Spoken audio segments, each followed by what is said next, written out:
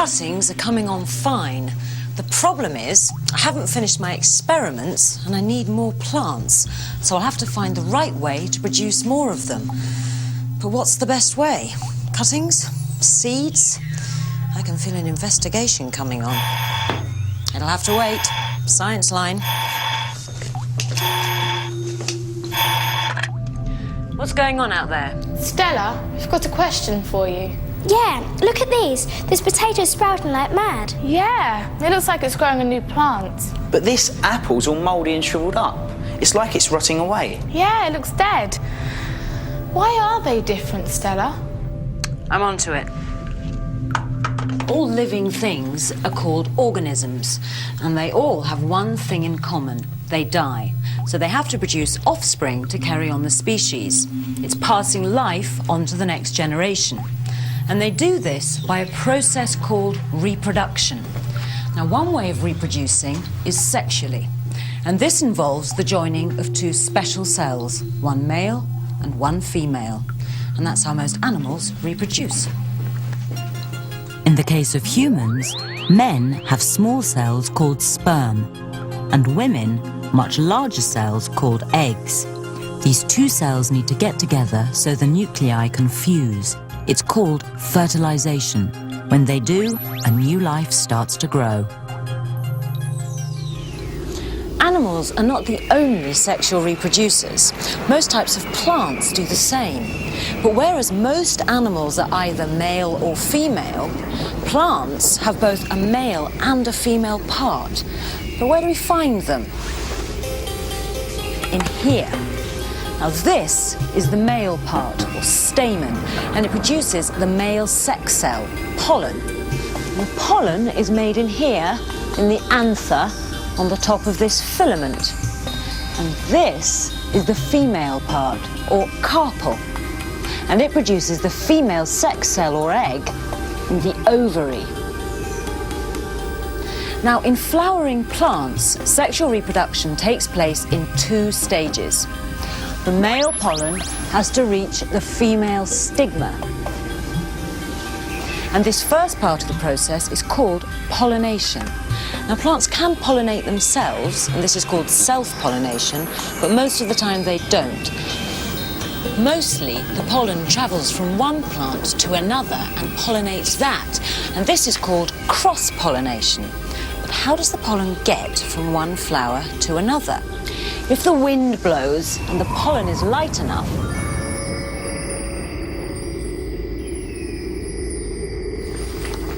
well, then the wind carries the pollen to the other plants.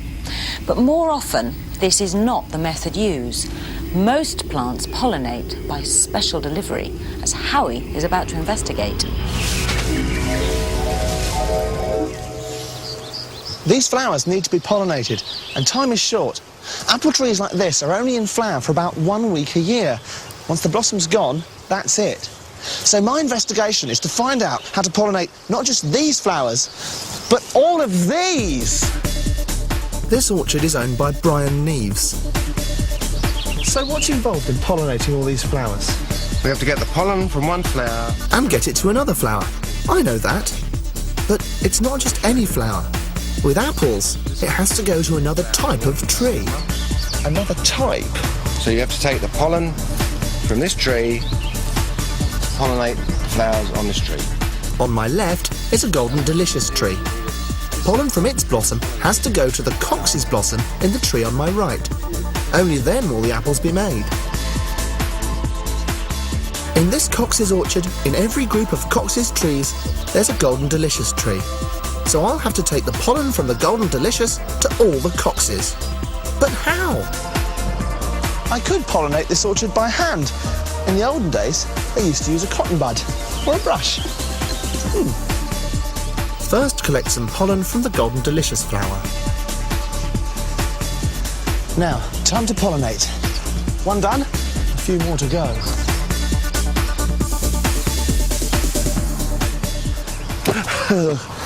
I've been going for 5 minutes and I visited, well, nearly 100 flowers. But that means to do the whole orchard would take longer than 7 days. I think I need to call in the experts. Perry Beale is the man to help me, along with these. Hi, Perry. Is everything ready? Yes, they're all ready for you. But you better wear these. Aha. Our pollinating experts are in there. And they're bees.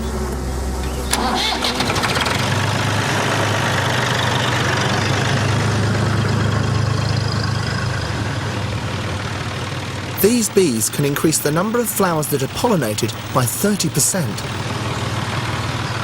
We'll put them in the middle of the orchard so they don't wander into any other crops. Right, now for the moment of truth. Come on, bees.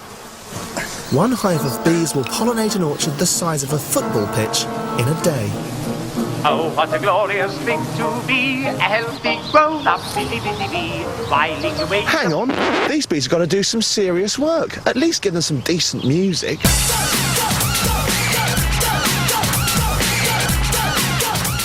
A bee wants the nectar in the base of the flowers to make honey.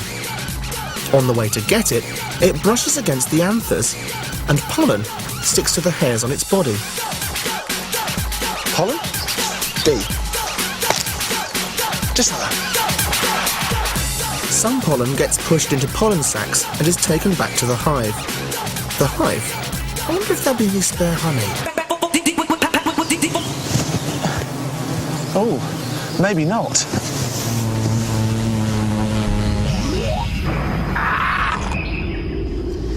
Flower is pollinated and the pollen lands here, but it still isn't fertilization. The nucleus in the pollen still has to reach the nucleus in the egg, down here. Now the pollen grows a long tube, like a long straw, which funnels the nucleus to the egg. Seen under a microscope, these pollen grains are germinating. Pollen tubes are growing from the pollen grains. The male nucleus from the pollen passes down the tube, on its way to the female egg cell, where they will fuse and fertilization will be complete. After fertilization, the inside of the ovary becomes a seed, as you can see in this apple. So, from this seed, a new tree can grow. Right. So apples are the tree's offspring, produced by asexual reproduction. They drop off, rot into the ground, and the seeds grow into new trees. So why don't apple trees have lots of young trees that grow underneath them? That's obvious. The apples are picked and then taken away. But not always. What about other trees that grow wild? Yeah, so why don't plants grow all together in one clump? It's a good question. I think that's another one for Howie to investigate.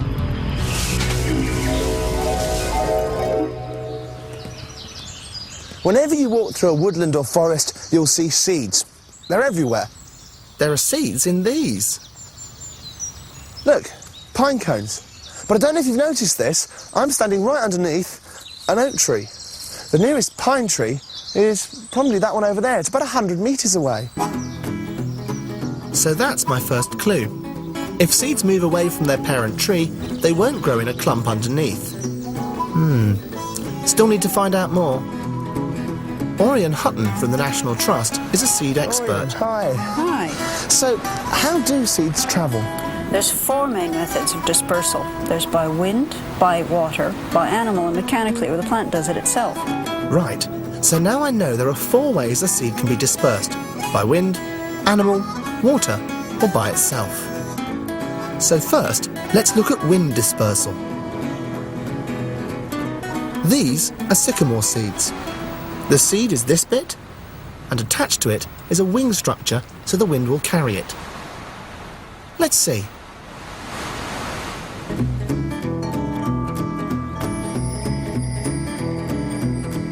Right, you want to go and see what happened to them? Yeah. Oh, look, I think there's one over there. You can see that the helicopter structure helped this seed to travel quite a long way. Well, that's great for plants that can drop their seeds from a great height. But what about plants that are down on the ground? How do they use the wind? Well, take a look at this plant over here. It's a bit like a dandelion. It has small seeds with a parachute structure. Go on, have a blow. By moving away, seeds stand a better chance of survival, as there'll be less competition for resources from the soil and sunlight. Next, animal dispersal. Watch out! Looks like fox feces. What's he been eating? The fox had eaten berries with seeds in, moved away, then, well, only the seeds are left now. That's a good trick, isn't it? How far can animals take seeds like this? Oh, several miles, and if it was a bird eating berries, even farther. Now, have a look at your own socks. Well, there's loads there. Look, you've got burdock, agrimony, got some grass seeds here. So all these seeds have been carried by animals as they brush through the undergrowth. That's right. On the animal fur or people's clothing, it still gets the seed where it wants to go. Fantastic. What's next? Water dispersion. Water can carry the seeds many miles, like with this cotton. Some seeds, like this sea bean, can actually cross oceans. So that leaves self-dispersal. This is a squirting cucumber. And this is Himalayan balsam, pinging its seeds away. Those were quite dramatic examples. Some just bounce and roll like this pine cone. The seeds are in there. Right. Let's see how the different seeds have done. Self-dispersal could have got them a few meters. Wind dispersal could be hundreds of meters. Animal could be a few kilometers. Water could get them even further still. But the important thing is that each seed gets to where it needs to go. Ah, what's happening here? This looks like the start of a new plant. Now, not all plants and animals reproduce sexually. There is another way to produce offspring. So instead of cells from two different parents, one male, one female joining together, what if one cell in one parent divides into two, and then each half divides into two again? 4, and then continues dividing. 8, 16, 32, 64, 128, 256. And don't stop dividing until there is a complete new organism. Now this is asexual reproduction, when a plant or animal produces offspring from a part of its own body. The offspring are exactly the same as the parent, and they're called clones. I think Howie needs to investigate this bit of science in action. Thank you. A plentiful supply of food is essential if an animal's going to reproduce successfully. But what if it hasn't got a mate? Well, it could do this. Obviously, I can't really do this, but I know some animals that can. Come on, you. Time to investigate. Jack Cohen has some interesting freshwater animals. Hello, Jack. Hi, Howie. These hydra are magnificent. Yeah, there's just one lake in West Wales where you can pick up hydra as big as this. Listen, something going on here. How many hydra is that, 1 or 2? Well, it's one hydra with a bud. And the bud is a clone of the parent. But in a couple of days, that bud will come off and then it'll be 2 hydra. So it can make the buds all by itself without mating? That's right. It's called asexual reproduction, and one hydra just produces lots of offspring like itself. Why do they do that? Well, it's a very neat trick. When conditions are right, they can multiply very, very rapidly. So what are these conditions? Well, some of the conditions are inside and some of them are outside. That's all the help I'm getting, isn't it? That's all the help you're getting, but you can work it out from that. Let's see. Outside conditions, light. There's plenty of that here. Then there's temperature. And what about those things? They're called Daphnia, tiny freshwater shrimps. But of course, hydra, just call them dinner. Daphnia on the tentacle, Daphnia in the mouth. So I've got the external factors. They're temperature, light, and the amount of food available. Well, yes. Temperature not so important for these British hydra because the temperature of the lake goes up and down a lot. But food and light, desperately important. Excellent. But I still need more help on the internal factors. Got a handkerchief? Yeah, it's here in my pocket. And where's your pocket? Well, it's in my jeans. Can't believe you used that gag. All right, let's sort this out. Genes are in every cell of every living thing. They're what carry the information that makes that thing the way it is. So the genes of a hydra will control how successful it is in its surroundings. So what does being successful in its surroundings mean? Well, if these bricks represent the genes of two different hydra, and that difference means that this hydra can get more food, perhaps because it's got longer tentacles, well, this is the hydra that's going to do better. And that means it's going to reproduce and make more copies of itself. And this one isn't. Right, I've got it.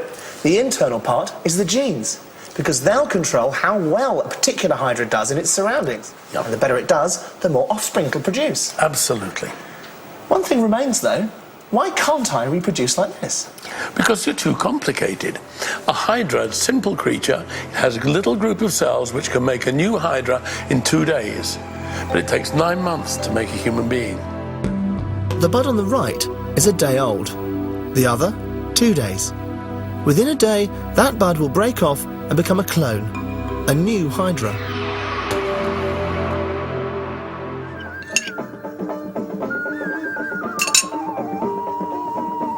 I'm not sure I fancy Daphne a Dansack, but the asexual reproduction sounds like a laugh.